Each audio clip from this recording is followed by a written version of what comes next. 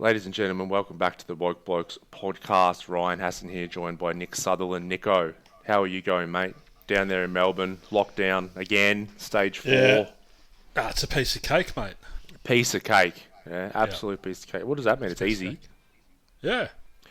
It's like the other one was training, do you reckon? Or do you reckon... It's exposure. It's exposure. The first time's always the unknown, so people freak out and don't know what to do. But the second time, it's like conditioning, so it always gets easier and easier.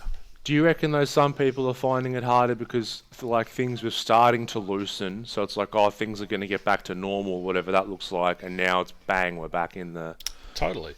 It's I think it all boils down to whether, and we should do a podcast on this, whether you've got a growth mindset or a fixed mindset.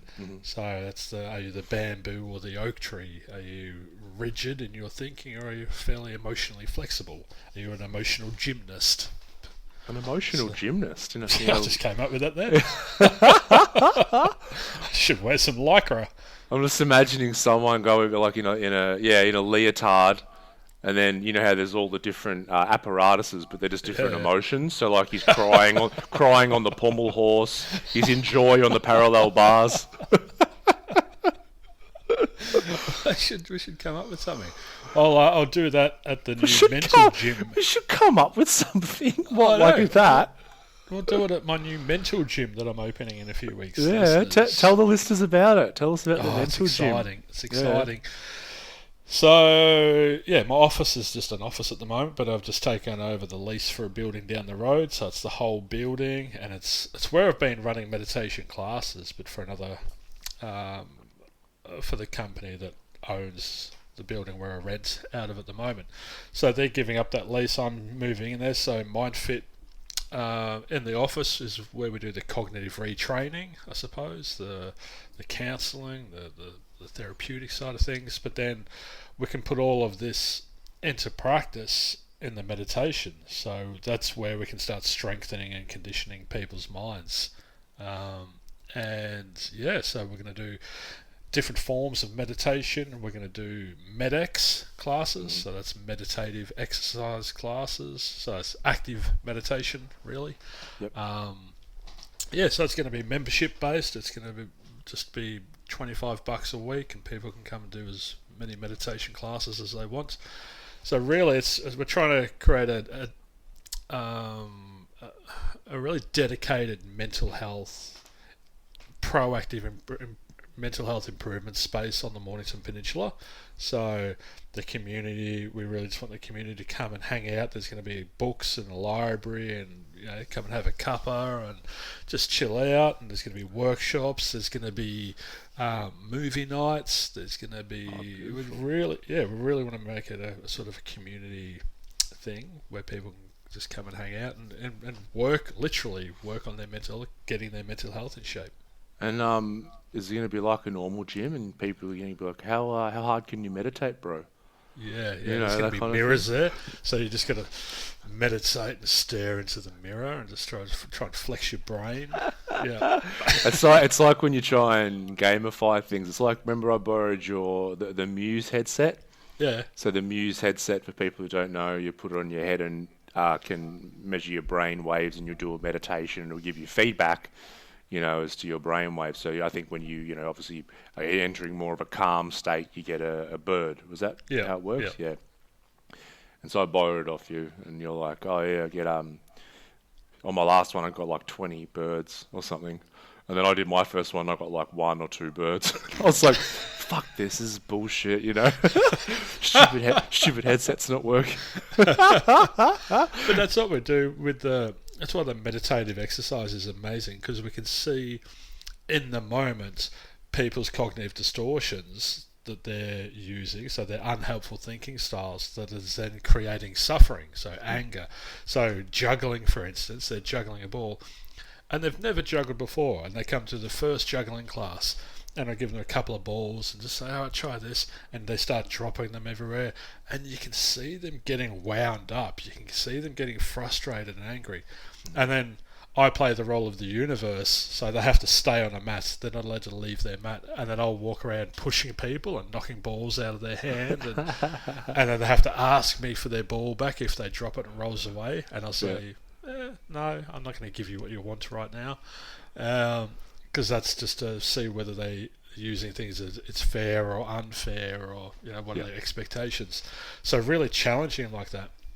And it's amazing how quickly these emotional disturbances rise to the surface, and then we can catch them in that space though, and go, right, what is the belief, and which we're going to talk about today, that is driving that irrational thinking, which is creating that feeling of anger or frustration or anxiety or stress or whatever.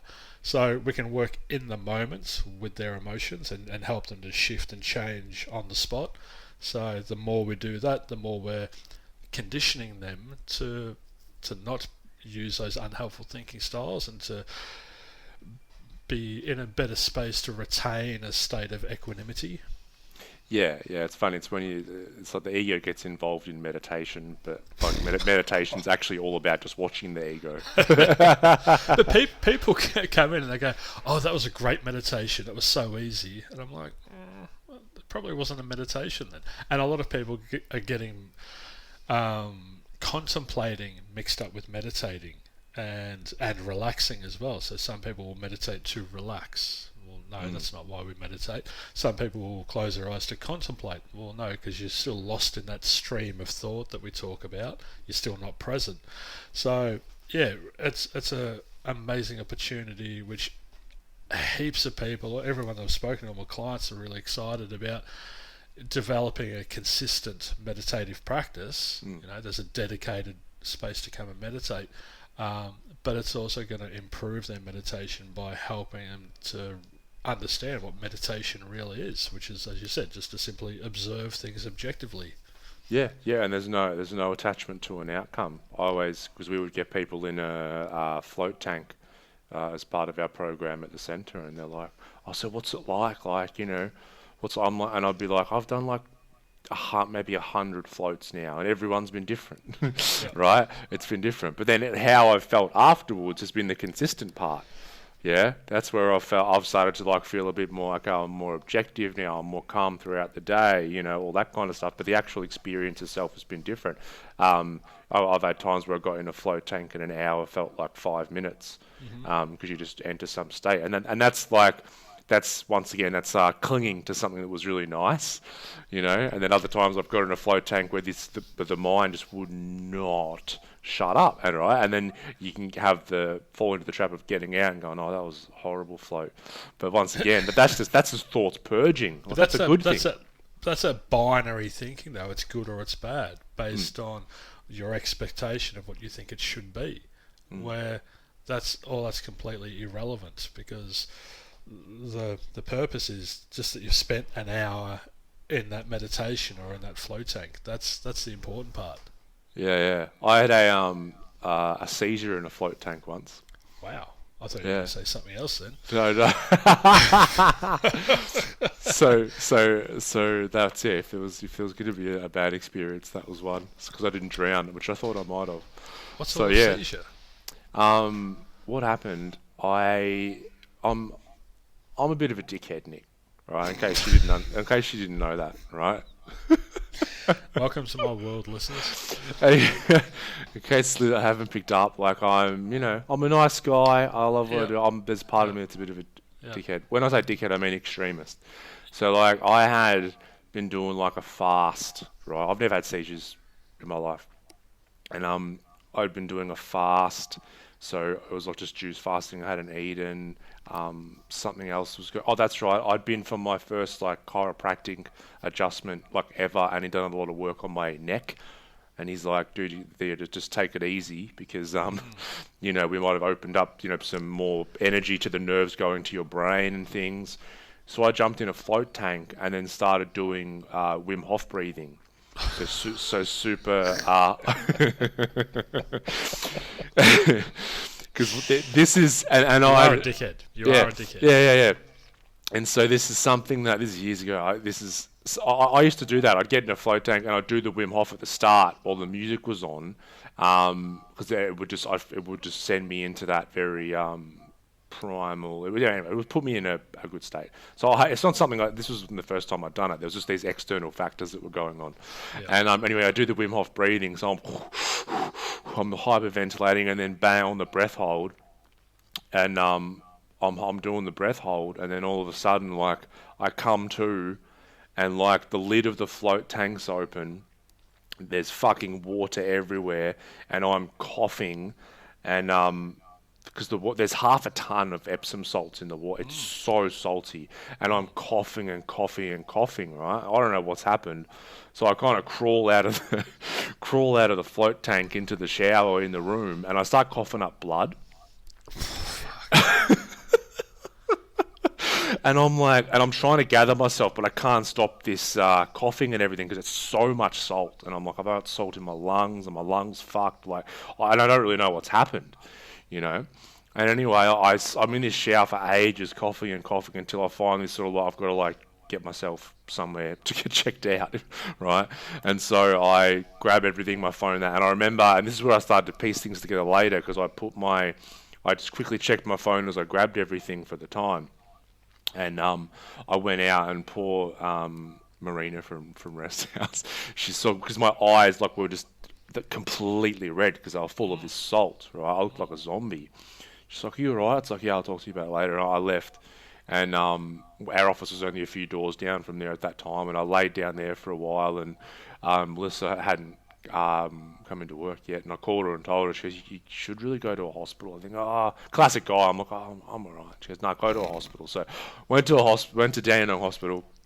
I'm like, I don't know what's happened, but anyway, I've had a blackout or something. Anyway, I'm coughing up blood and blah blah blah, but just out of it. And so they did like these tests on me, and so we worked out what happened. Because what happened, I remember checking my phone and seeing the time. And because the float session starts at a certain time, so like 8:30, whatever, and then the music's on for the first 10 minutes, and then after the first 10 minutes the music goes off. This is when I was doing the breathing, and I remember when I did the breath hold, the music was still on, but when I checked my phone, so for me blacking out, it was something like 15 to 20 minutes had elapsed.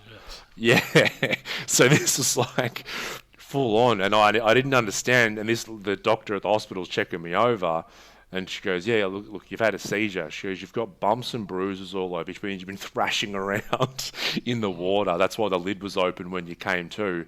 And she goes, "Luckily, your lungs should be fine, but what you've done, I bit the absolute shit out of my tongue and my mouth, and that's where I didn't realise because I was too out of it, that's where the blood was coming from, not from my lungs." So, yeah, they checked me out and kept me there for a bit, and then I went home. And yeah, that was one of my extreme. Stick a dickhead sticker on your forehead as you I did that myself. Yeah, I just. Well, glad to hear that you survived and that you're safe. And lesson learned, huh?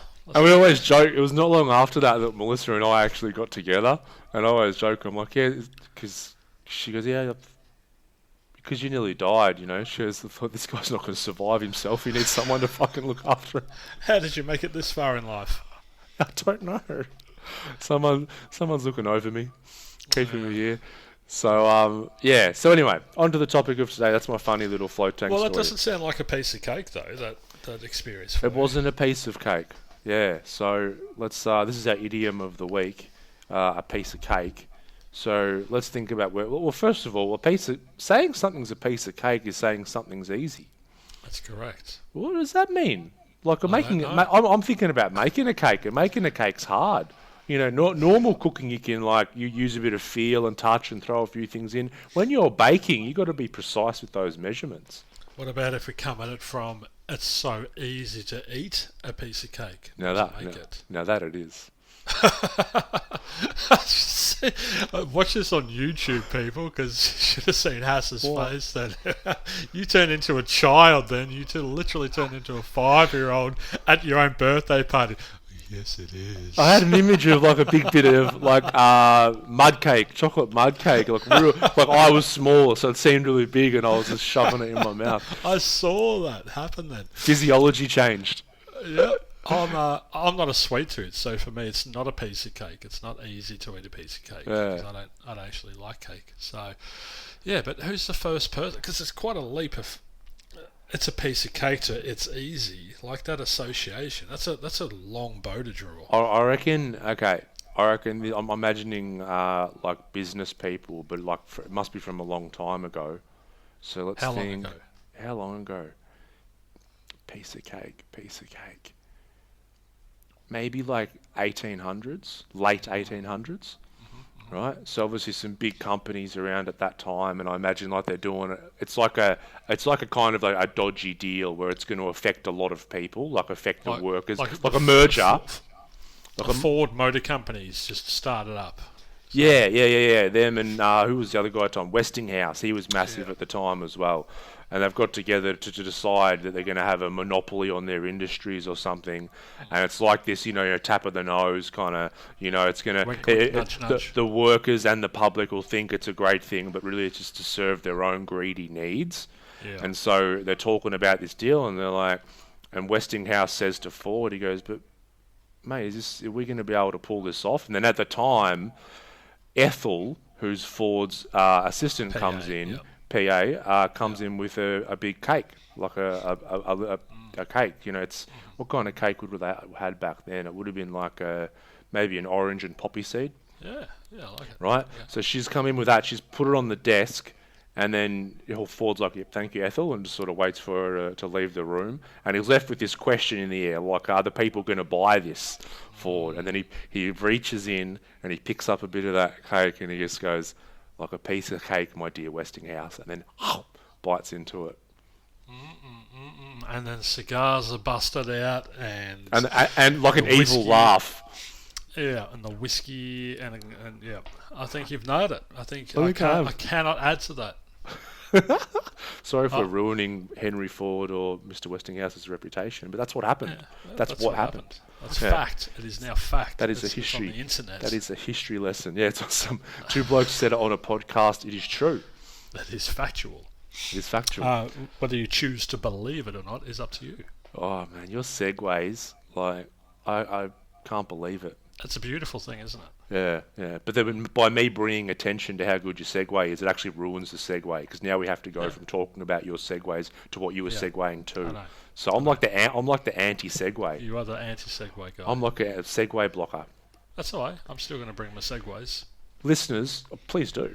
Listeners, you've heard me and Nick on this podcast. We bring up whatever on most episodes, whatever the topic is that we're talking about. You hear a lot of us. We'll bring up beliefs at some point.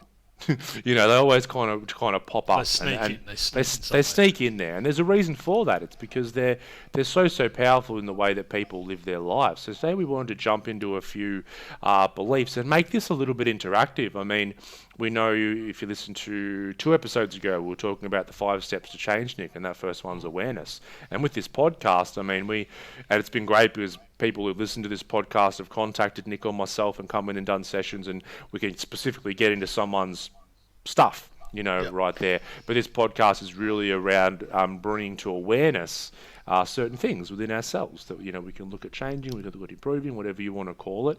And that's what this is about. This is about bringing some beliefs to awareness. So as we go through these beliefs, and these aren't just any beliefs, these are beliefs that will limit us in some way. So if we have a think about beliefs, it's like on your laptop, it's like the operating system of your laptop. And your laptop's also got a memory, it's got a hard drive, it's got a processor. So we're not too dissimilar to laptops in that.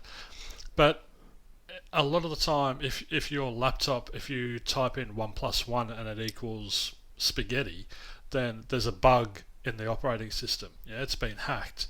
And so when we look at our own belief system, if we're at point A and we're trying to get to point B, but we can't get there, usually there's a bug in our operating system, and that's in the form of a limiting belief or an old, outdated belief, or a belief that we created in a time of trauma in childhood, or a belief that a father figure imposed on us as a child, or something like that. So I think in the work that I do, I see so many adults walking around operating off a very immature an irrational belief system, and they're trying to adults, they're trying to be in relationships, they're trying to hold down a job, they're trying to keep in shape, but they're running this subconscious narrative, which is what the belief system is. It's like, I fucking hate running, and then, but I'm trying to get fit, but I fucking hate running.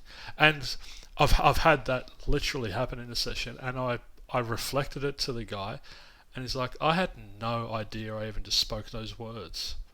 So this is how unconscious it is. This is how powerful it is. 96% of what we do happens unconsciously. So we're only consciously aware of 4%. So we really need to spend a lot of time on that belief system.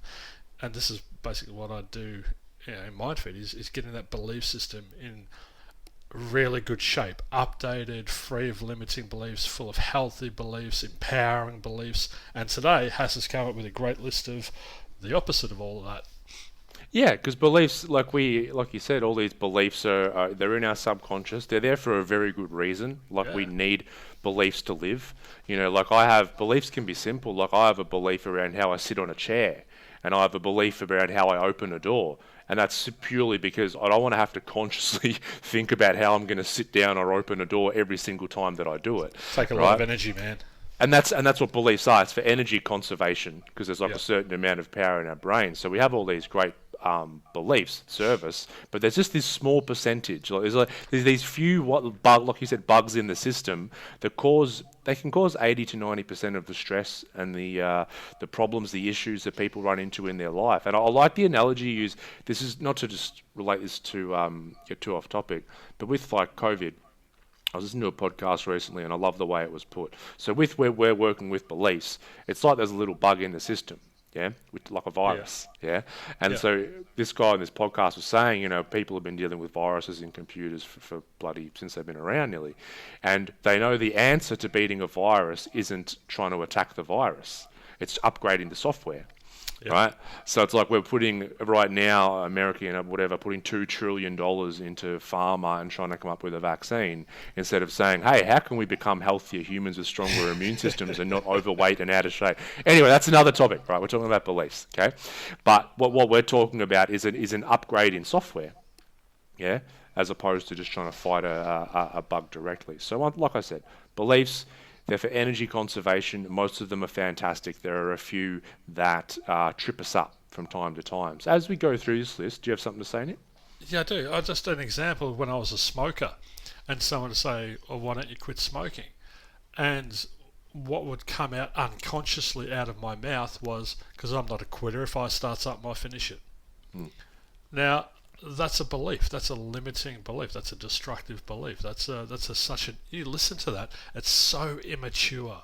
It's like, I'm not going to do what you tell me.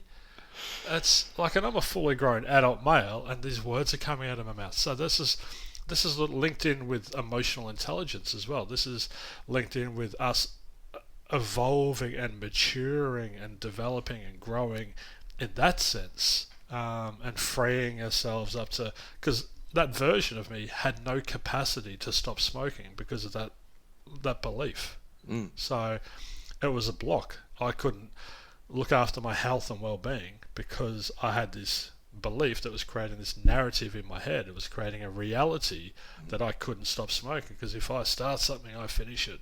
Yeah, and narrative is the perfect word. Narrative or story. We're storytellers as human beings, and beliefs are just stories that we tell about ourselves or about the world, that they're true for us because we believe them, but they're not actually truth. That's why they're not the truth, And so they're an illusion. They create the illusion that we live in. Yeah, because the belief then reinforces itself because we keep trying to reinforce that belief because we think it's consistent with who we are. And this is the whole thing. It's like, and we're going to get into this because I'll probably talk about, how some of these beliefs we're going to talk about play out in people's lives. But we think that it's because, these 10 different things have happened means that I don't trust men or women. But it's no. I just decided at some point that I don't trust men or women. That became my story. And now I will find men or women that I can't trust because I want to reinforce that story. Limiting beliefs, in my opinion, are designed to keep us in our comfort zone. They're designed to keep us safe. So once upon a time, I had an uncomfortable experience with a man or a woman, and then that version of me and a part of that version of me created a belief that, okay, men or women are bad, so I'm going to protect you from them. It was the same as when I couldn't leave the house. That was, and I talk about cognitive distortions and how it bends the mind. My mind was so bent out of shape that it disabled me physically, and I couldn't leave because I had a belief subconsciously that the world was terrible and bad, and if I left my house, then I was going to get hurt. So, yeah, these beliefs are very, very powerful, and if we don't train our minds and condition our minds and use our imaginations for good instead of for evil, then we're going to really struggle through life. We are. But we're just going to be like wind-up dolls or robots who are programmed with these beliefs. Because like if you took my whole set of beliefs and just took it out of me and put it in you, you would start acting exactly like me. Totally. In every situation. But I say to people, imagine if we could do a printout of your belief system and then go through with a red and a green texture and highlight all the healthy ones and all the unhealthy ones. There would be so many unhealthy beliefs, and because people just don't stop and work on their belief system. They just they think that the programming that they had from when they were 5 or 6 is going to serve them as an adult. Yeah, and that in itself is irrational. And that's what you said. So this is a survival mechanism. So I create a limiting belief as a survival mechanism, which is awesome. Like what a beautiful part of the human being. Yourself. But then we hold on to it.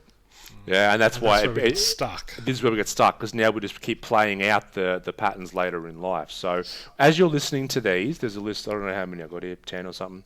As we're going through these, like, if you sat down with me and Nick and chatted one-on-one, we could start to pick up, by your language what it is. But there's probably 3 ways that you can check in while you're listening to this podcast. Number 1 is you can look at the patterns in your life. As you talk about a belief, there may be a pattern. It's like if I keep having the same issue in relationships or the same issue with family, there's probably an underlying belief there causing the pattern. We can also use our mind. If we're mind-based, we can read out whatever the belief is, the statement. And what will happen is, it's like, let's say that there's a belief. I haven't got this one on the list, but let's say that there's a belief I'm worthy of love.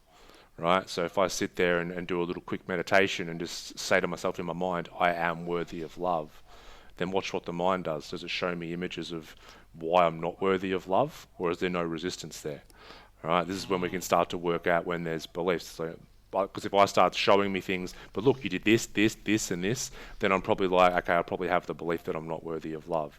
Then, if we're more somatic based, and I like to get people to get into their bodies, is we have a felt sense of who we are, and our body is part of our subconscious mind, and so oftentimes I often get people to really feel into their body, and so if I say something like, I am worthy of love, and then we can tell, like right now I'm like, yeah, no problem. But there was a time in my life when I would say that, and my body would cringe. It would tighten up. It would cringe. Yeah. Like, and it's kind of saying. So it's not resonating. It's saying no, brain. No, you are not. We do not believe that. So that belief that you are trying to insert into your belief system doesn't gel. It doesn't fit. It doesn't resonate. So you're going to reject it. Yeah. I used to use a traffic light system. So I'd get visual people to close their eyes, and I'd say, repeat this in your mind, I love myself conditionally, and you can see traffic light and see what colour of the traffic light comes up. If it's red, you're rejecting it. If you're green, you're accepting it. If it's amber, you're on the edge with it. On the edge. And it was a really effective way to get people to understand what they did and didn't believe. So but another way is to listen. So I listen to the words that you're using. And I picked up on this thing where people say, how are you, Nick? And I'd be like, I'm really stressed. I'm really stressed today. And I started coming to my conscious awareness how often I was using the word stress. And even if I wasn't feeling stressed, it was just a narrative. It was just a pattern that I was stuck in. And so when I caught it, I flipped it. And when people would say, how are you? I'm just like, yeah, I'm great. I'm feeling really relaxed. I don't do stress. And they're like, okay, cool. And so I kept repeating this mantra, which is inserting a belief the long way, I guess, through the conscious mind instead of through the subconscious mind. But it was creating this mantra that I don't do stress. I don't do stress. I don't do stress. I don't do stress. I don't do stress. 3 months down the track, I went to a party and it was just chatting to a random stranger, and you get on and you talk about your life, and he reflected something. He goes, mate, you're one of the most relaxed people I've ever met. And without consciously realising it, I blurted out, yeah, I don't do stress. And I burst into laughter. And he's like, what are you laughing at, man? And I told him the story. He's like, wow. And it was such a perfect example of how we can rewire our brain. This is neuroplasticity 101. Yep. You know, it took me 12 weeks to rewire my brain, but it happened. But it happened, yeah. And you went through these steps. I would have spoken about this before, but I think it's important. It's like learning any new skill. It's like if I'm learning how to play basketball or juggling. Sorry, juggling, right? Because you get people to do that. And it's like unconscious incompetence, which means I'm incompetent, which means I'm always saying I'm stressed. It's not a good thing. But I'm unconscious of it because I just keep blurting it out and I'm just not aware. Right, and now all of a sudden I go from that to conscious incompetence. So now I'm still saying I'm stressed, but now I'm like, hang on, why do I just say that every single time? Now I'm at least aware of what's going on. And then it goes to conscious competence. So now I'm still conscious, but now I'm going to start saying that I'm relaxed instead of stressed. But I've got to be on guard, so I have to really think about it, right? And then that final step 3 months later is unconscious competence, which that's when you blurt out, I don't do stress and I'm relaxed, and there's no conscious will that you need to insert on that. But I've updated the operating system, I've updated the belief system, and so that has a physiological effect on me as well. Like, I'm not in fight-flight as much, I'm more in my parasympathetic nervous system. There's not as much adrenaline and cortisol and dopamine kicking around through my system. So on all levels I'm more relaxed just because I changed that narrative. That's what it is. It's just a story. It's like, it's so funny. Like, I sometimes get people to write out, I'm like, imagine that an alien's come and knocked on your door, right? Ric Flair. Woo! So before we jumped on, Nick was telling me he watched the Ric Flair documentary. I was a big wrestling fan back in the day. And so an alien comes and knocks on your door and basically says, look, I'm just here to talk to you. After I finish talking to you, I'm getting on the spaceship and I'm going. But I just want you to tell me what this world's like. What's Earth like? What's the world that you live in like? So this is giving someone their worldview, right? So they'll explain to this alien what it's like. And, people will write, it's a place full of, people who are always out to get what they want and don't give a shit about you. It's a place where you always have to struggle, blah, blah, blah. They'll write all this stuff, right? Once that's done, that's someone's worldview, and then they say, okay, then the alien says, I've got one more question for you. Where do you fit in? Can you tell me about you? Like, where do you fit into this Earth? And it's like, well, I'm so-and-so, I'm this many years old, I'm a mother of two, I'm never good enough, I never go after my dreams, blah, blah, blah. Anyway, at the end of the day, you've just got on paper a worldview and a self-view, and you just say, these are your stories about yourself. No wonder you're depressed, no wonder you're anxious, right? And then you can even get someone to write the opposite. So underneath, write the exact opposite to what they've written. And then just go, look, here's two different stories. Neither of them are true, but which one is better for us to read to ourselves? So check this out. Listeners, I've just jumped up on my whiteboard for a sec because I'm going to show you how I help people to change their beliefs. All right? So someone will say, I'm not good enough. Which is the first on our list, by the way. Full stop. Okay? And if you read that, I'm not good enough, it's very concrete, it's closed, it's very definite, yeah? So before we can change it, we've got to start to free ourselves up from it. So we're going to write it again. I'm not good enough. But this time I'm going to put a question mark on the end of it. So you read the first one, Hass. I'm not good enough. And now read the second one. I'm not good enough? So what did you feel in your body then when you read the two? What was the difference? Yeah, there's more of an opening with the second one because once again, it's a question and statement. So it's like you are loosening the grip, I suppose. Yeah, so the first one is a closed mind. The second one's an open mind. So we've opened the mind now. Now we can start playing with it. Now we can get curious with it. Okay, so we can question it. I'm not good enough. Am I good enough? Is that aligned with who I am authentically? No, it's not. Is this aligned and conducive to me achieving what I want to achieve in my life? No, it's not. Okay, so that belief is no longer working for me. It's not a current or valid belief. So I'm going to change it. What can I change it to? House, what would you change that to if you realise that that's not working for you? I'm good enough. Yeah. I am... Well, not even good enough. Let's take good out of it because it's binary. I am enough. And then we put another question mark there. So, I'm not good enough. I'm not good enough. I am enough. How does that feel? House, I am enough. I am enough? Yeah. How does that feel? A bit weird or a bit different, but it feels okay? It would also depend. It feels okay, yeah, but it would also depend on my past. This is like the thing I was talking about with the, dropping it into the mind. Because if I had all of this unresolved stuff, and if I said I'm enough ? Then once again I'd get that. No. This is where we learn. We're loosening the. But if this doesn't really resonate, if this is a red light on that traffic light system, then we get to go, right, where did you learn, where were you taught that you are not good enough? And then we can pause here, we can go back, we can free them up from that trauma, whatever it may be, and then we can come back, alright, I am enough. Yeah, okay, yeah, I could try that. Okay, cool. So let's close it now. I am enough, full stop. So we start with I'm not good enough, and then it's like, no, I am enough. But we have to go through these steps to break it open, play with it, explore it, experiment with it, see if it's going to fit, do some work, make some room for it if we have to, then put it in. It's like a seed. So every time I said I don't do stress, I was watering that seed. Mm-hmm. Yeah. So the homework for this client would be to just tell themselves I am enough a couple of times throughout the day.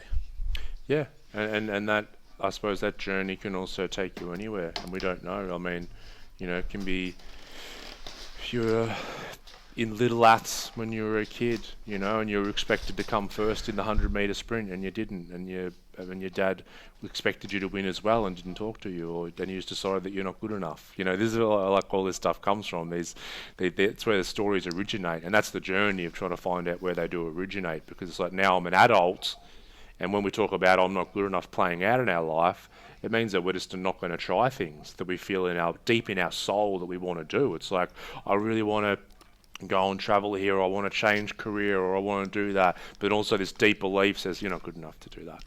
So then all of a sudden we don't. Our formative years, we develop our core belief system between the age of 0 or 8, thereabouts.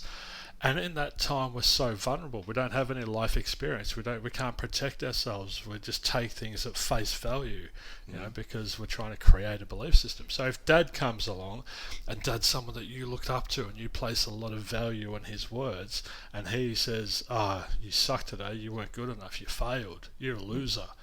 That's going straight into that core belief system. Yeah, and this is unfortunately where so many family patterns get passed down, because his dad, so your granddad, probably said the same thing to him when he was a kid. It's like it's these patterns. We've spoken about this. I don't know if it was last week or the week before, but sometimes we'll say something and we're like, oh, hang on, that was my dad talking. That wasn't me, but then it was probably his dad, and so it's like these heirlooms get passed down, and then it takes for someone with the awareness to just go, hang on, I want to wake up and just say, I want to change these stories because these stories aren't serving me. But it's when you hear that and when you catch it and you have the capacity to change it, we have to understand that adulthood is just undoing everything that happened to us in childhood, pretty much. Yeah, we have to uncondition ourselves as an adult, because how we operate as a child is not going to work for us as an adult. So it's not your fault that Dad said that to you, but it is your responsibility to find that limiting belief and to change it, to free yourself from it, because it's going to just shackle you, and you're not going to reach your potential as an adult.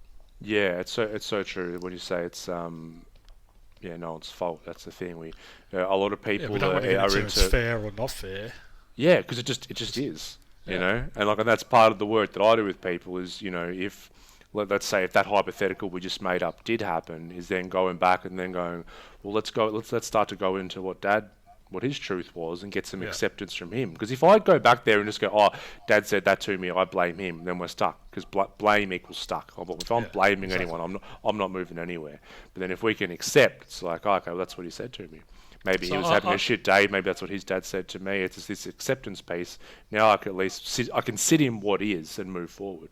Yeah, but that's it. It's acceptance. It's letting go. It's detaching. It's freeing yourself to then move into adulthood as a healthy, mature. And you look at you can see so many adults revert back to their child self because they're operating outside. But I'm not getting what I want, or I'm not being loved, or things aren't going my way, or I didn't do this very well. And there's so much, as we call it in here, unnecessary suffering that comes from these really old, outdated beliefs. So we literally do regress. It's funny. It's like if I have a belief, this isn't a list, but if I have a belief like I fear conflict, or I fear abandonment, or whatever it is, and then you start getting into an argument with your partner, and then all of a sudden they're like, oh, you just acting like a child. And it's like you are being a child in that moment, because it's the child that's coming to the surface who doesn't want to get left or doesn't want to have the conflict.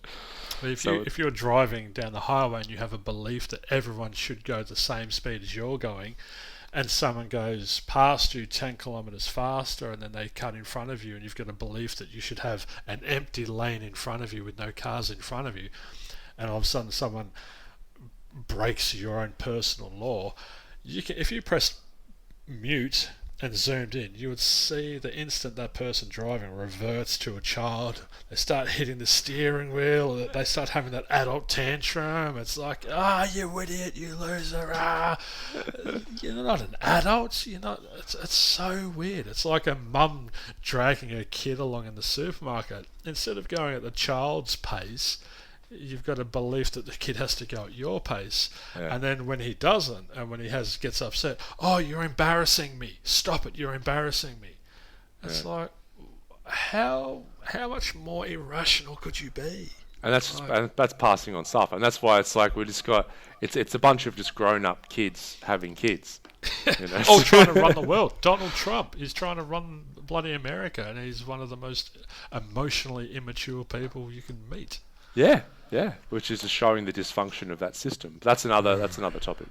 Yes. So that's I'm not good enough. So sit with that. It's to say I'm not good enough, and just sit with that and see what comes up in the mind, the body, or any patterns.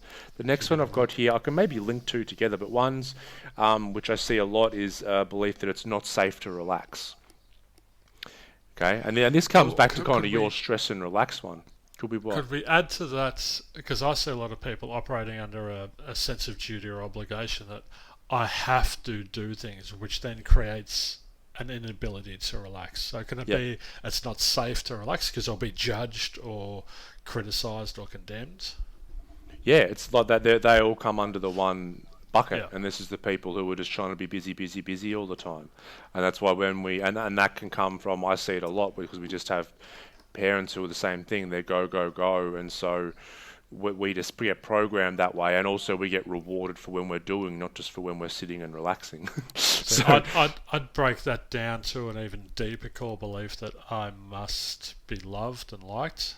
And so remember, I've got those three core beliefs, and this is one of them. I can't disappoint my parents by being seen as being lazy, so therefore it's not safe to me to be lazy.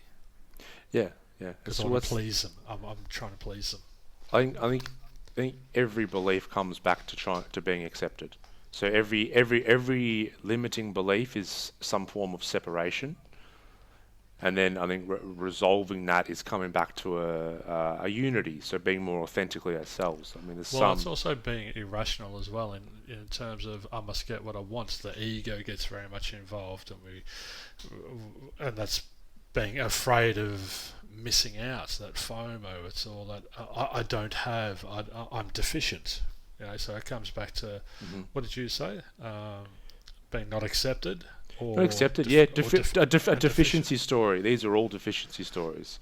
Yeah. That's the greatest. Like if humans realize that they weren't deficient, then like psychotherapy wouldn't exist. We wouldn't have jobs. Woo! It'd be great, but like that's the whole thing. It's just this story, like a fucking beaver out in the bush out here hasn't got a deficiency story. It hasn't got a conceptual mind to try and defend. Is there beavers in Thailand now? Is there? Oh no. No, I just looked out at the green bush. I'm trying to think of an animal, but I think I was watching a show with Tommy, one of his cartoons, and there was a beaver, and I got a bit mixed up. Okay. But that's why I use Buddhism, because that lives within the law of nature. If it comes, let it come. If it goes, let it go. If it stays, let it stay. It's that non-attachment. It is. We are all enough. We all have enough. Yeah. If we get away from this fear and this anxiety and this I need more. There's this constant attachment to I need more, and we don't need more. We can actually live quite happily with a lot less. 100%. And for my work, a lot of this stuff's working through the emotions as well. Like, let's say that I'm not good enough. There'll be some sort of sadness, disappointment, anger, whatever it was, if Dad had have said that to me. And it's about being able to work with that emotion as well, because that emotion gets stuck in the body. So then whenever I feel like I'm not enough again, I just get that same sadness and disappointment come up in the system again, just to remind me, don't go down that path, because you know what happened when you were 6. That said more about Dad than it said about you. Fuck yeah. So yeah, for the it's safe to relax, or I need to be busy, or whatever it is. Yeah, look at the patterns in your life. Like, I know I used to have this where let's say there's a to-do list and everything gets done, and you're like, I can finally sit down, and then you sit down and your mind just finds something else to do. Oh, that's right, I need to do those dishes. Oh, that's right, I need to do that. It's like this whole thing where we can't just peacefully sit down and relax. The sultan of stillness, as you once dubbed me. I love sitting and doing nothing, because you can't actually do nothing. So when you're sitting in an observation, it helps you to see things completely differently. When you're constantly on the go, you can't see the forest for the trees. You get swept up, you get caught up in things, and then you start making reactive decisions. Yeah, but if you can stop, and I tell my business clients to spend the first 15 minutes of every day sitting and just observing, and they're like, and initially it fucks with their brains, but then all of a sudden they see the value and they go, and they can move more deliberately and consciously and proactively through your day. You're not wound up by the end of the day. You don't have to work 7 hours a week. It's just such a different way of living. It is, and it's putting you in a state where you do things, like you said, more deliberately. It's like the Navy SEALs say, slow is smooth and smooth is fast. So it's like when you do things more deliberately, it's like, I haven't got time to sit for 15 minutes. It's like, you watch how fast you get shit done when you can actually relax the system. But because you become productive instead of busy, and there's a massive difference. Yes, huge difference. Yeah. What else was I going to say on that? That's what people say a lot. That's like when you used to say, like, oh, I'm stressed. People say I'm busy as a response all the time. How you been? Oh, yeah, I'm so busy. Oh, I'm so busy. Oh, I'm so busy. Because they're trying to prove that I'm worth something. I am a value. Yeah. Oh, blokes. Like, how many, being a ex-trader yourself, how many traders can get caught up in working 50, 60, 70-hour weeks? Oh, yeah. That's so easy. And because and a lot of them will say, talk to the trademark boys about this. A lot of it goes, oh, I'm doing this for my family. I'm doing this to provide for my family and to be able to spend more time with my family. So they have this great initial concept of, I'm going to start my own business so I can spend more time with my family.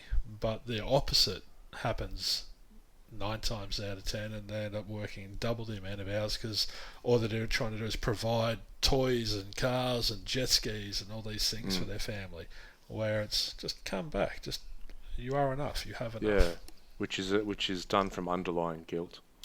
So if you're a tradie out there doing that, just have a think about that underlying guilt. Next one's a big one. So a belief that I need validation or I need approval.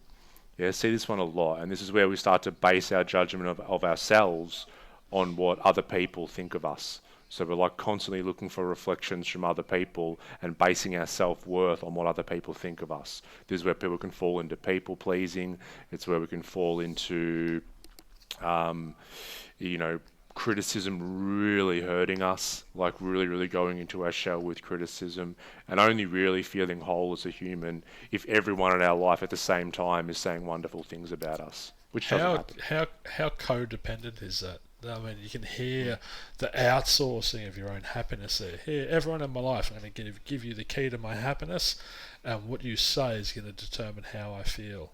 Yep, that's just a terrible way of operating. Exactly what it is. Yeah. So, and that's once again picked up. It's picked up early on. We decide these things. So have a feel into that one. Either I need a validation or I need approval. And you don't, by the way. Socrates said, "He who is grounded within himself does not need to look outside for approval." So, those that matter don't mind, and those that mind don't matter. Exactly. Next one, another safety one. I'm not safe in the world. This one I generally find with people who've had trauma when they were younger, like serious trauma, deciding that I'm not safe in this world. So if you can imagine walking around subconsciously feeling not safe on the planet Earth, and this is where you got to be, then you never feel safe. Yeah, so I see so many people with this belief going towards drugs and alcohol and everything because it gives them some sort of numbing of that underlying unease of unsafety. Or they're going to go into a relationship with a person who is very controlling because they're going to feel safe within that relationship. Which is another drug. Yeah, exactly. But it's still a codependent, unhealthy relationship. So. Yeah. There's like a if you imagine a triangle, there's like an addiction triangle, and it's like we'll be addicted to sensation, which is drugs, alcohol, all the normal stuff that we associate with addictions. But then the other two corners of the triangle are power and security. And this is where you'll so often see, you know, maybe two people, a man and a woman, do get off drugs, but don't deal with the underlying causes, and then get in a relationship, and she'll stay in it for safety and security, even though he has to monitor her every single movement, check her phone every day, and do all this stuff to control / power, and then we just see these codependent relationships. But that's interesting, because she's in it for security, but he's in it because of insecurity. That's why he's going to need to control. Yeah. Once again, I need to control all this or have power because I feel deficient in those things. But have a think about, metaphorically, someone who has a broken leg, you know, and they're going to walk into a room and they're going to go into a very controlling state. They're going to go, can you move that? Can you not do this? Can you make sure that he doesn't come near me? They're going to be in a heightened state because they're trying to protect their wound. Yeah, and the same thing emotionally. If you're carrying this emotional wound, which most people have no idea even exists, they're going to go into that controlling. I've been hurt. I don't want to get hurt again. I'm going to protect myself. I'm going to control the shit out of this. But it's really an insecurity which keeps them in this constant state of anxiety. Yeah, which means you've ruined the moment. You haven't experienced the moment. It's like if you go to present for it. Yeah. It's like if you go to a party, like people say they got divorced or separated, but you didn't really, because you're still having the same arguments in your head with them 5 years later. and there might be a party, and you're going to a party, and it's like, is my ex going to be there? And you're freaking out the whole time about your ex being there. And here's the thing, you're worried about your ex being there, but even if they don't end up coming, you've still fucked it up because you've worried the whole time whether they're going to rock up, so you haven't enjoyed the party. So because you haven't worked on this old relationship baggage stuff, you're ruining all these moments. Yeah, don't give them free rent in your mind. Yeah. So I'm not safe in the world. To give a bit of context, I had a client recently who had, a brother who was much older, and at one point, I don't know what was happening with his brother one day, but the client just made a little, bit of banter, smart-ass remark, which they always did, and the brother picked him up by the throat against the brick wall and started just screaming and yelling at his face. And then that's how a story can start. I'm not safe in the world. Much? Yeah. So then it's like we've got to really start to work through that and work through the emotions associated to start to work out, to let our system relax, because I mean it's so hard for people who don't feel safe because there's nowhere to go. If I'm not safe in the world, there's no safety blanket. And it's amazing. Like everyone wants to be happy, and the definition of happiness is to be content. And to be content, you need to have that inner peace. And I remember on that Vipassana retreat, I was just sitting next to a dam, just watching butterflies come and go and little insects, and you could not experience a more deeper sense of peace and contentedness. And then you take that into the world with you, and you live. You learn to live that way, but so many people don't, and it saddens me how many people don't ultimately find that lack of conflict within themselves, that inner peace, because they're always operating under this I have to, or I can't, or I must, or I should, or it's so. I don't know, it's just you can hear the rigidity to it again. It's just I have to. It's so tense and tight. It's like sad. The episode we did on the 5 regrets of the dying. It is sad. It's sad to, I think, get to your deathbed and then sit there and look back, and then because that's when all this stuff falls away. Because that's when you look at something like I'm not good enough, and then you look back and you go, oh man, I was good enough the whole time. I said to a client this morning, we're talking about being a parent and his kids, and how he gets frustrated when they leave towels on the floor, or when this doesn't happen, or when they do that. And I said, imagine lying on your deathbed, if you're lucky enough to actually have a moment where you get to cast your mind back over your life. I bet in that moment you'd look back at all the worrying that you did, and how unnecessary it was, and how much of your life, how much time and energy did you spend worrying about stuff that A, never actually happened, or B, didn't have fucking matter in the grand scheme of everything. Yeah. Like, at the end of your life, was it that important for your kids to pick up their towels? Yeah.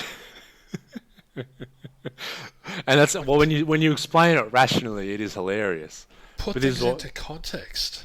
Yeah. Oh, absolutely. Okay, the next one we touched on is I don't trust men, or I don't trust women. And this can be depending on whether you're straight, homosexual, whatever. I get a lot of clients who don't trust either. It doesn't matter what gender they are. And also they don't trust themselves. That's another belief. So imagine that. I don't trust men. I don't trust women. I don't trust myself. Would not trusting the man or woman stem first and foremost from not trusting the self, though? Because you can't give something that you don't have. So if you don't have self-love, you can't really love another person. If you don't have self-trust, you can't really trust another person.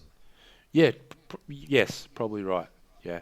But then if it bleeds to both, so it's like, if I don't trust myself, but then there's, a girl or mum when I was younger, or a girl when I first at school or something, did something, but I still trusted men. I've still got some sort of safety net there, but it's like I don't trust anyone and myself. That's a tough spot to be in.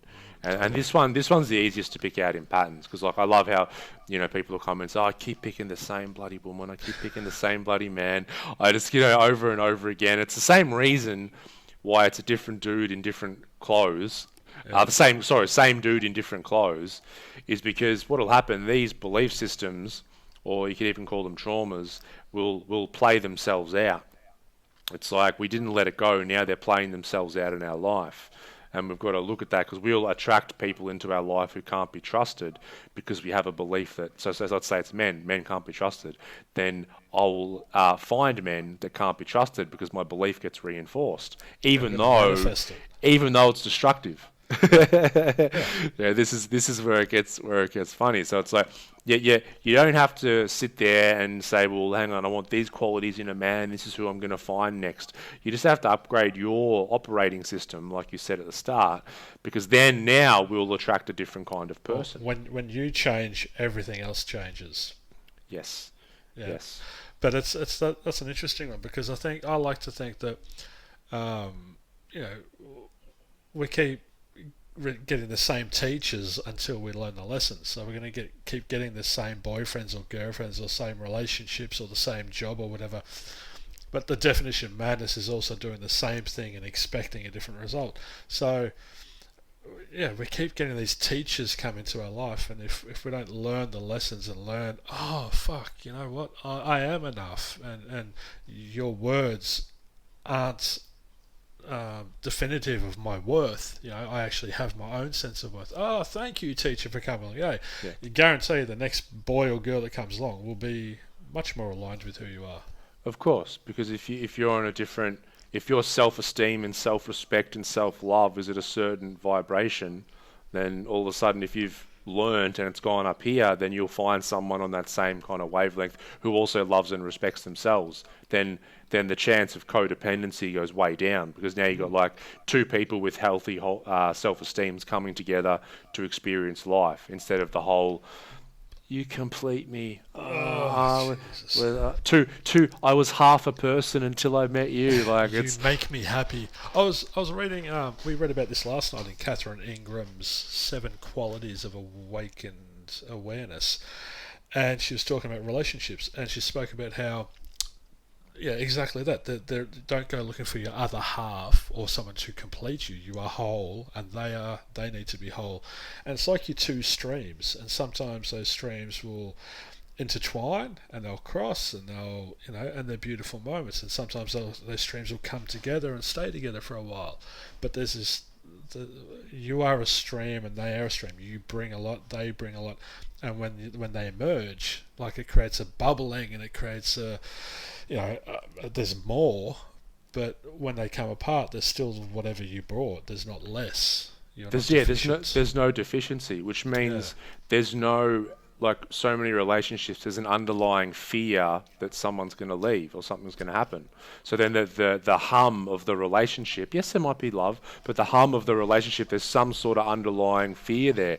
Whereas if I'm completely whole in my self-esteem, then that you're fine if the relationship ends. I don't think Singer says this. He goes, well, what if you get married and then she wants to leave? He goes, you help her pack. Like, it's not a problem, But this is the thing. It's not. There's not a fear that they're going to leave. The fear is that you're going to be alone, and that's what people are shit scared of. Yeah, being alone, because they have to put up with themselves, and if they don't like themselves, they don't want to be alone with themselves. This is why people don't meditate or don't keep up with meditation, because I don't want to go on. I don't want to sit with what's going on up here. This thing's crazy. If only they knew everyone's else was. If only they knew. Oh, yeah. That leads on to the next one, deficiency. The next belief is I don't love myself. Oh, and why not? And instead of love, sometimes people get funny, like, oh, I love myself. Is that arrogant? No, it's not. Let's just say I completely and utterly accept myself. Right? So there's a massive difference between loving yourself in this day and age compared to last generation. Loving yourself was more ego. It was more, look at what I have, not I love and accept who I am. Yeah, and you don't always have to like yourself. I don't like myself all the time. I don't like my girlfriend sometimes, but I love myself and I love her. Yeah, so don't get caught up in. Make sure there's a difference between love and like. And you can still love someone without liking them in that moment. Yeah, because in a moment there's like you can call it their soul or spirit. Let's just call it their being, what the person that they are on this planet, their essence, and you can unconditionally love that. And this is the same with ourselves. Yeah, because every single human being deserves to be loved, deserves to be accepted. Right? There's no argument there, but there is when the belief is the opposite. But then all of a sudden, that doesn't mean that we can't disagree with the behaviour. That doesn't mean that, like, I can't pull myself up and go, "Oi, dickhead, don't do that again." Like, like to myself or to someone else, But they did this study on. They're talking about anger with kids or yelling at kids and what effect it has on them as an adult. Now, the correlation wasn't between them getting yelled at or anger being thrown towards them. The difference was whether that anger represented a withdrawal of love, right? So you can still get angry at a child or a partner or yourself, but there's absolutely no withdrawal of love. You're actually getting angry because you love that person, right? Yeah. But then there's also a projection, which is just anger and a withdrawal of love. And that's when kids can get really fucked up, because this withdrawal of love means I'm not lovable, which starts these beliefs. Well, it comes back to you're punishing them for being what you perceive to be imperfect. And that's more on you than it is on the other person. Yeah, yeah, it's so true. It's so true. Next one is a belief there. I don't like to generalize with genders, but ladies listening, this is a big one I see in ladies. I'm backing away. No, no, no, no. You're alone in this house. The belief is I have to put everyone else first. Ah, right, okay, yeah. Oh, fuck, that's a good one. God, I see. Watch this. I do it. The first of the fundamental pillars to getting your mental health in good shape is priorities, right? Back on the whiteboard, people, so priorities. Priorities are simply how we spend our time and our energy, yeah? So we have 4 main components to our life. We have work, family, friends, hobbies.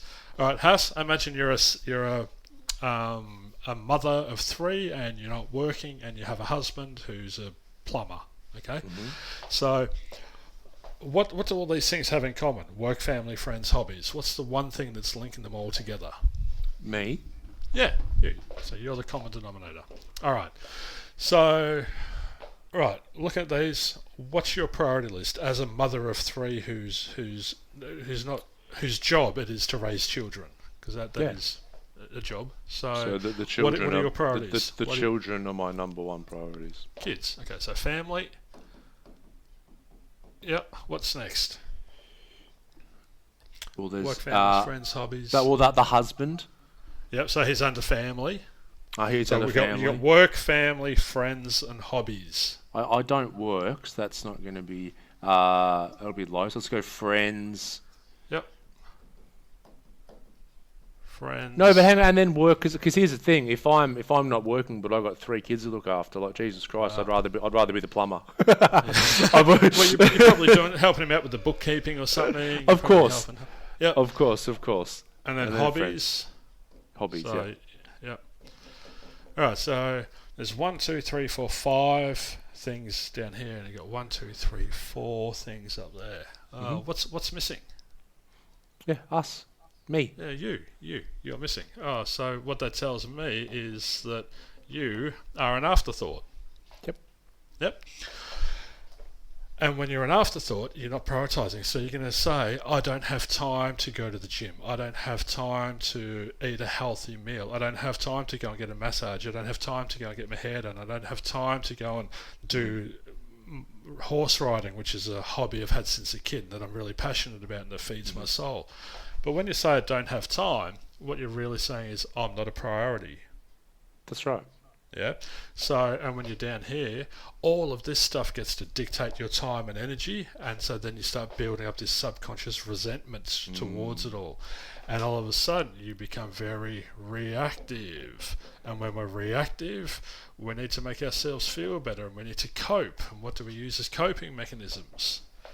Bottle of wine a night, whatever it is. Exactly. I need to unwind. Yeah. I need to unwind, yeah, and resentment's just a killer, an absolute killer. And because resentment leads to a cognitive distortion, we start disqualifying the positives of all of these things. We start looking at the husband. Oh, he's working all these hours. He doesn't help me. He doesn't do this. He's not doing that. Treats me like shit. The kids are a burden. All that kind of stuff. It's a real negative narrative. Mm-hmm. Yeah, but if we prioritise ourselves, and when we're talking about you, we're talking about your well-being, which includes your mental health, your physical health, and your nutritional health. Okay, so we need to spend time on all 3 of these things every day. Otherwise, we can't realistically expect ourselves to be okay. So when you're up the top here on the priority list, and this is hard for women to do, but we can't do it until you deal with the underlying belief that I have to put everyone else first. Because what I see is otherwise. Like a lot of women will start, they'll say, okay, well, from now on I'm setting aside this time during the day for me. And let's say that they go, I don't know, to the gym, or they go get some pampering or whatever. And what happens, they'll feel guilty the whole time. So, but that's an irrational belief, you know. I can't make time.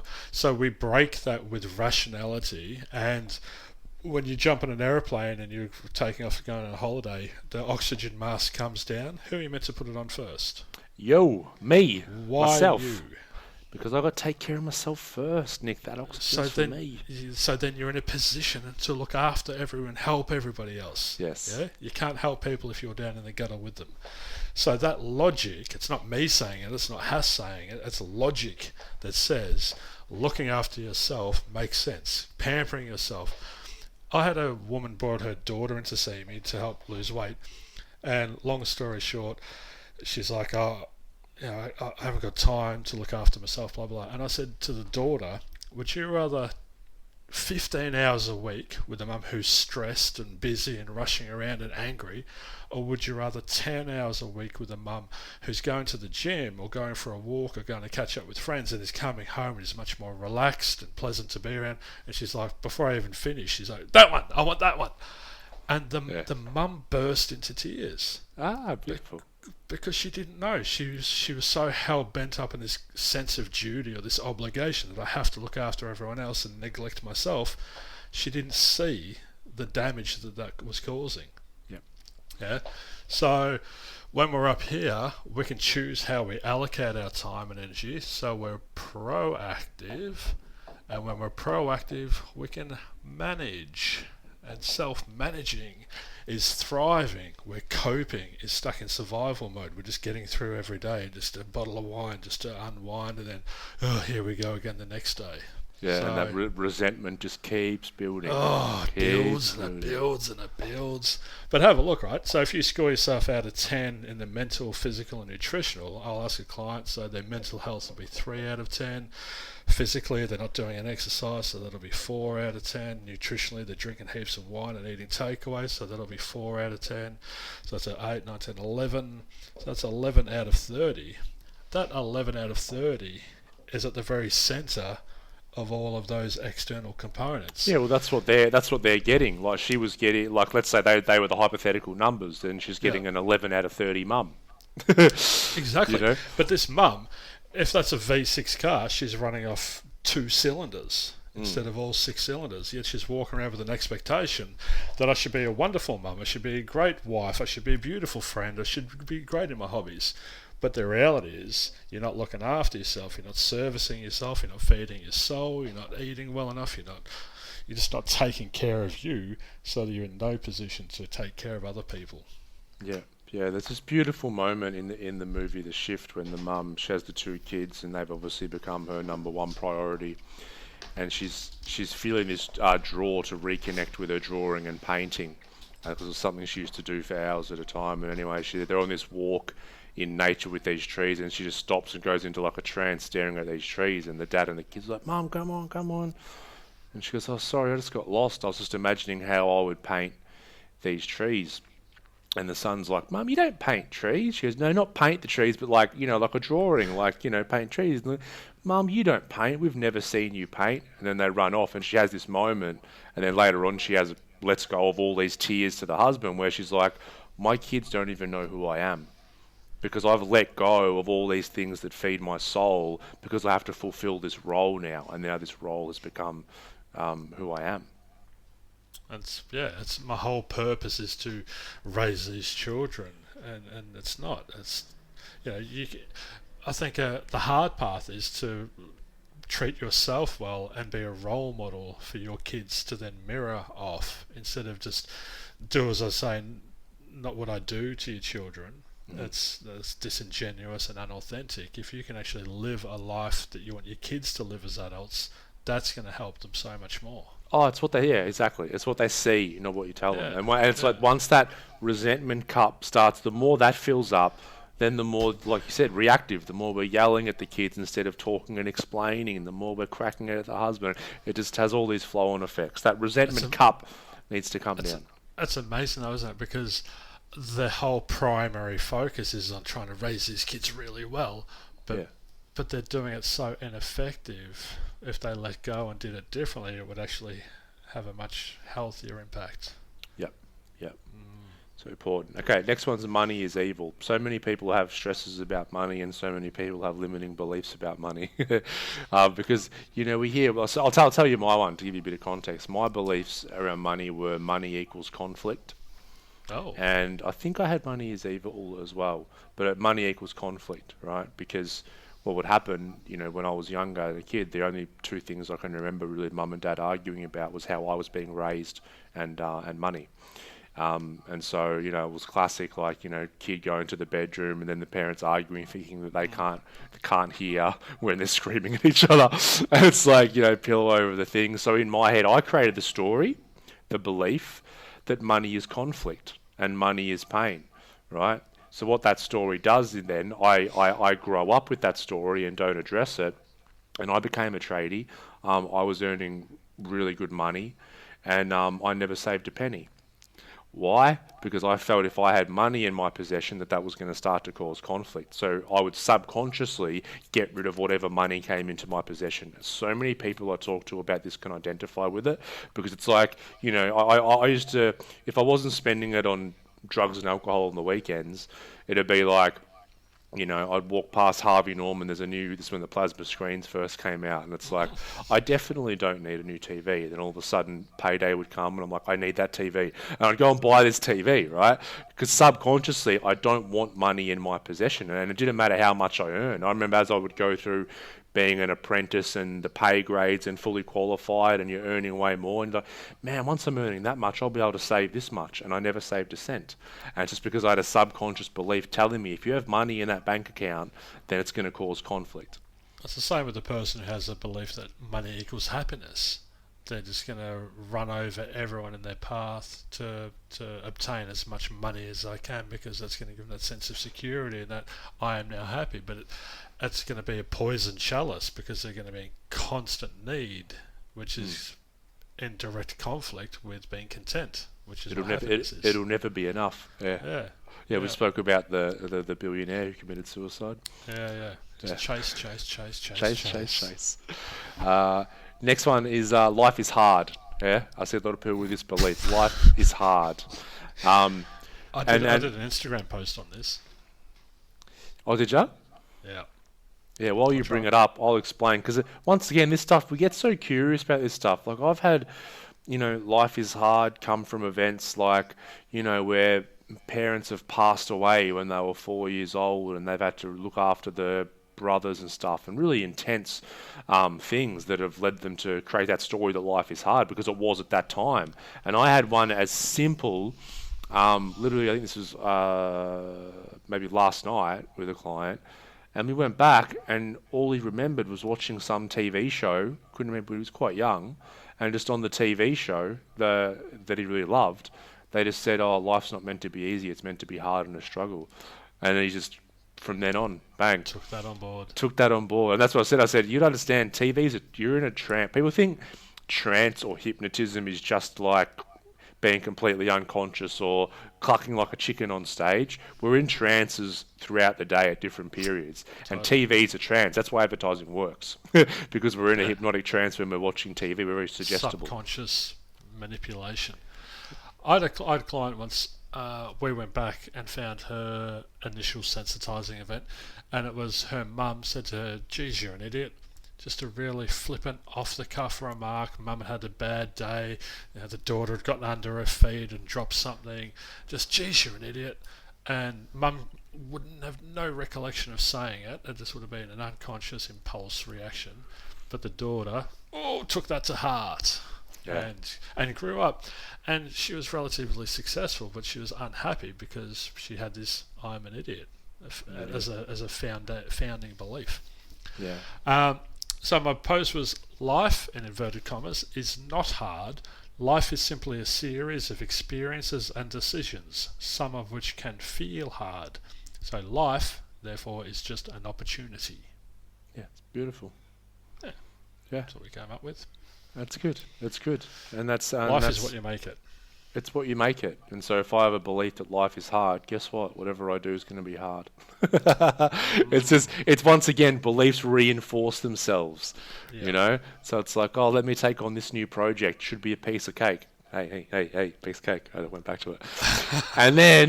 And all of a sudden, you run into all these issues, and it's a harder job than it should have been, and my relationship's harder than it should be. And once again, it's just a belief that that life is hard, because life's neither hard nor easy. Both are stories. It's just it's all neutral. Like you said, an opportunity. It's all neutral at the end of the day.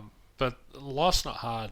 What makes it hard is our operating system. Again, it's that having a fixed mindset and operating off this should happen, and I need that to happen, and that must happen. If that doesn't happen, I need things to go my way. Life is hard when we're living in a very irrational life. I'll come back to irrational. Life is hard when we're irrational creatures, which a lot of us are because of this prefrontal cortex that we have hanging there. Yeah, well, also a lot of these beliefs get formed as well in highly emotional events. So it's like as soon as something comes up to bring up the belief, we all of a sudden just go into our emotional body, and then that rational part of our brain, no blood there, no blood flow, no blood flow. So that's why people can look at it sometimes and just go, "This doesn't make any sense." I'm like, "Of course, it doesn't make any sense. It's completely irrational and emotional, and that's okay." It's like, we're run by our emotions at the end of the day. Wow, we're trying to teach people not to be so much. So much. Yeah. Not so much. Not so much. And last one's I fear failure.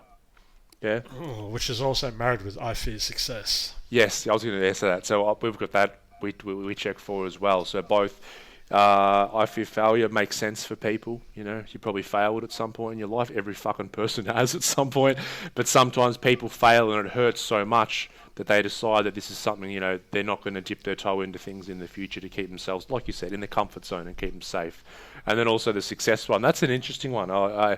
I think it's super interesting because a lot of people are like, "Oh, I'm not worried about failing, but yeah, what if I actually succeed at this thing?" Well, that comes back to a self-worth thing, where the failure comes back to I'm attached to a desired outcome, and then if I don't do what it takes to do it, that's that fixed mindset again. It's that I'm either a success or failure, and that's that binary thinking. We need to get on the spectrum thinking, set a realistic goal instead of a really rigid, unrealistic expectation.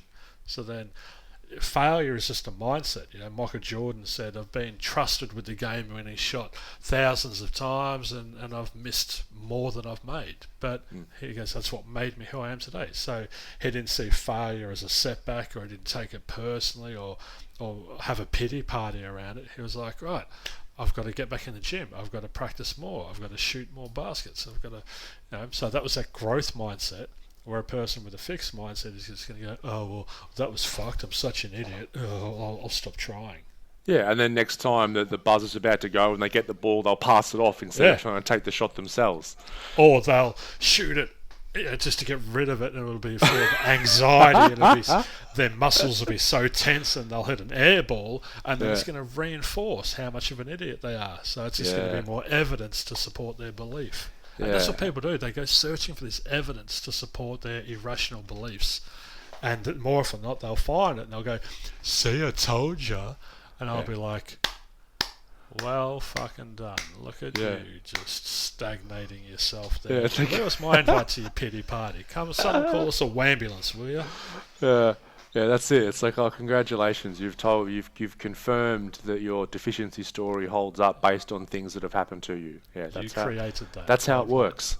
That's how powerful your mind is, and this is the thing: people just do not realise until you can't open a door that is not locked. You don't realise how powerful your mind is.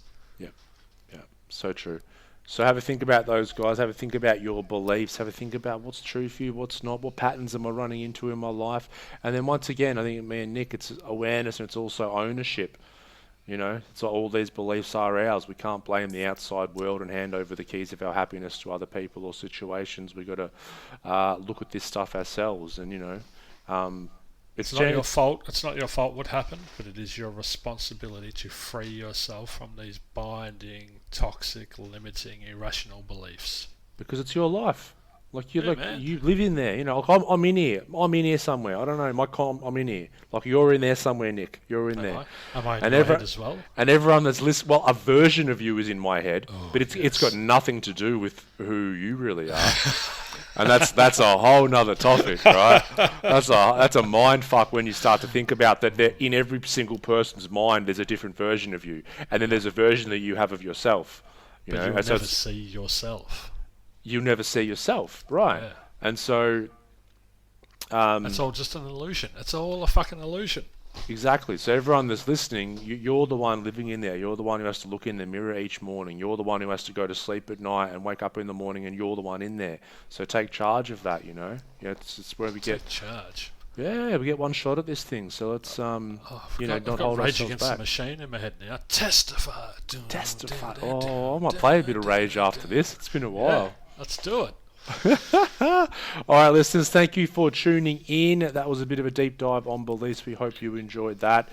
Nico, absolute pleasure as always speaking to you. And when you get the whiteboard out, oh my God, just my feathers fluff. All right, everyone, we'll see you next week. Peace. Peace.